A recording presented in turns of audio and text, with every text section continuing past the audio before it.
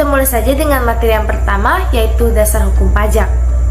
Hukum pajak pada dasarnya menyangkut hukum konstitusi, karena secara garis besar dan secara prinsip terdapat dalam konstitusi negara baik dalam UUD maupun konvensi.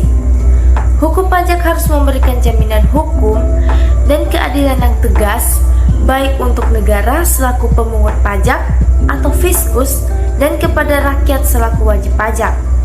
Pemungutan pajak di Indonesia diatur dalam UUD 1945, yaitu pada pasal 23 ayat 2 yang menyatakan segala pajak untuk keperluan negara berdasarkan undang-undang. Dalam penjelasan pasal 23 ayat 2 dinyatakan bahwa segala tindakan yang menempatkan beban kepada rakyat seperti pajak dan lain-lainnya harus ditetapkan dengan UU dan dengan persetujuan rakyat seperti pajak dan lain-lainnya. Untuk lebih jelasnya lagi, berikut ini adalah berbagai dasar hukum yang mengatur perpajakan di Indonesia. Yang pertama, Undang-Undang Ketentuan Umum dan Tata Cara Perpajakan yang diatur dalam UU Nomor 6 Tahun 1983 dan diperbarui oleh UU Nomor 16 Tahun 2000. Dan yang kedua, Undang-Undang Pajak Penghasilan atau PPH yang diatur dalam UU Nomor 7 Tahun 1983 dan diperbarui oleh UU Nomor 17 Tahun 2000. Yang ketiga, Undang-Undang Pajak Pertambahan Nilai dan Pajak Penjualan yang diatur oleh UU Nomor 8 Tahun 1983 dan diganti menjadi UU Nomor 18 Tahun 2000. Dan yang keempat, Undang-Undang Penagihan Pajak dan Surat Paksa yang diatur dalam UU Nomor 19 Tahun 1997 dan diganti menjadi UU Nomor 19 Tahun 2000. Dan yang paling terakhir, Undang-Undang Pengadilan Pajak yang diatur dalam UU Nomor 14 Tahun 2002. Saat ini kita akan membahas tentang NPWP. Dalam dunia perpajakan, kalian pasti udah pernah dengar atau udah sering dengar yang namanya NPWP. Tapi kalian tahu nggak sih apa itu NPWP yang sebenarnya? Jadi NPWP itu adalah singkatan dari nomor pokok wajib pajak, yaitu nomor yang akan diberikan kepada wajib pajak untuk sarana dalam administrasi sebagai tanda pengenal atau identitas diri dari wajib pajak dalam memenuhi hak dan kewajibannya. Selain sebagai identitas wajib pajak, NPWP memiliki fungsi untuk menjaga keamanan dan kepatuhan pembayaran pajak serta pengawasan pajak wajib pajak. Karena semua dokumen tentang perpajakan memiliki keterkaitan dengan nomor NPWP. Setiap wajib pajak hanya diberikan satu NPWP saja. Nomor NPWP terdiri dari 15 digit angka. 9 digit angka pertama merupakan informasi kode wajib pajak dan 6 digit terakhir merupakan informasi kode administrasi. Ada dua jenis NPWP, yaitu NPWP pribadi dan NPWP badan. Tapi apa perbedaannya? Jadi NPWP pribadi itu yaitu NPWP yang dimiliki secara individu yang memiliki penghasilan di Indonesia. Sedangkan NPWP badan yaitu NPWP yang dimiliki oleh setiap perusahaan atau badan usaha yang mendapatkan penghasilan di Indonesia. Walaupun NPWP merupakan dokumen yang penting, masih banyak orang yang tidak mengerti dan tidak membuat NPWP. Padahal NPWP memiliki banyak manfaat di dalam ataupun di luar perpajakan loh. Sebagai contohnya berikut. Yang pertama, persyaratan administrasi. Dengan memiliki NPWP, kita akan mendapatkan kemudahan dalam pengurusan persyaratan administrasi seperti di bank. Beberapa instansi perbankan saat ini melibatkan memasukkan nomor NPWP sebagai salah satu syarat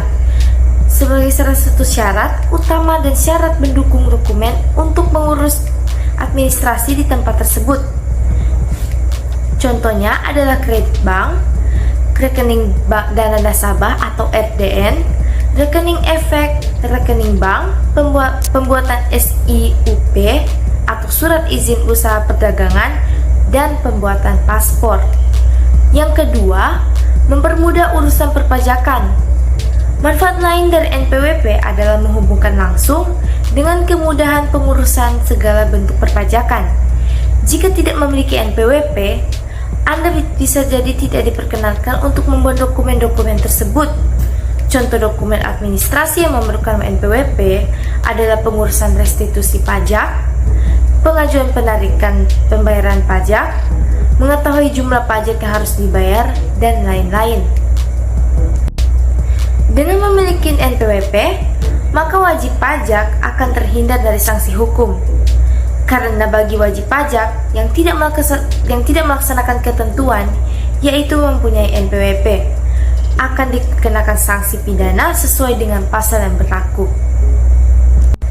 Demikian materi yang bisa saya sampaikan saat ini. Materi selanjutnya akan dilanjutkan oleh Balgizia Karamoy. Tahun pajak. Arti masa pajak. Masa pajak menurut Undang-Undang Nomor 6 Tahun 1983 tentang Ketentuan Umum dan Tata Cara Perpajakan, sebagaimana telah diubah dengan Undang-Undang Nomor 28 Tahun 2007, adalah jangka waktu yang menjadi dasar bagi wajib pajak untuk menghitung, menyetor, dan melaporkan pajak yang terutama melalui surat pemberitahuan dalam suatu jangka waktu tertentu sebagaimana ditentukan dalam undang-undang. Dalam hal ini, masa pajak sama dengan 1 bulan kalender atau jangka waktu lain yang diatur dengan peraturan Menteri Keuangan paling lama 3 bulan kalender.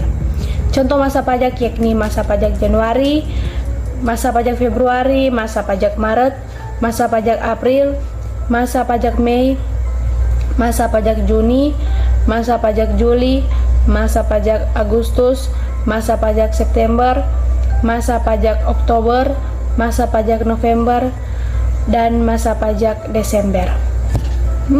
Fungsi masa pajak agar supaya wajib pajak dapat menunaikan kewajiban perpajakannya dengan tepat waktu atau bahkan lebih awal dan tidak terlewat. Jika sampai terlewat, tentu ada konsekuensi berupa denda atau sanksi yang harus ditanggung wajib pajak. Perbedaan dengan tahun pajak dan bagian tahun pajak. Jika Anda sudah mengetahui tentang apa itu masa pajak, kini tuturkan perbedaannya dengan tahun pajak. Merujuk pasal 1 angka 8 UU KUP, disebutkan bahwa tahun pajak merupakan jangka waktu 1 tahun kalender kecuali bila wajib pajak menggunakan tahun buku yang tidak sama dengan tahun kalender. Berdasarkan definisi ini, maka disimpulkan bahwa tahun pajak akan mengikuti tahun buku wajib pajak. Yang perlu diingat juga, wajib pajak diperbolehkan menggunakan tahun pajak yang tidak sama dengan tahun kalender jika memenuhi syarat konsisten selama 12 bulan dan melapor kepada pelayanan pajak, di mana wajib pajak terdaftar. Pertama adalah yang wajib menjadi pengusaha kena pajak adalah setiap wajib pajak atau WP, pengusaha yang melakukan penyerahan yang dikenai pajak pertambahan nilai berdasarkan Undang-Undang Pajak Pertambahan Nilai tahun 1984, kecuali pengusaha kecil yang omset peredaran bruto dalam 1 tahun tidak melebihi 4,8 miliar. Wajib melaporkan usahanya pada KPP yang wilayah kerjanya meliputi tempat tinggal atau tempat kedudukan dan atau tempat kegiatan usaha untuk dikukuhkan menjadi PKP. Cara pengukuhan PKP. Permohonan pengusaha kena pajak disampaikan secara elektronik atau tertulis serta dilampiri dengan dokumen yang disyaratkan. Permohonan secara elektronik disampaikan melalui saluran tertentu yang ditetapkan oleh Direktorat Jenderal Pajak.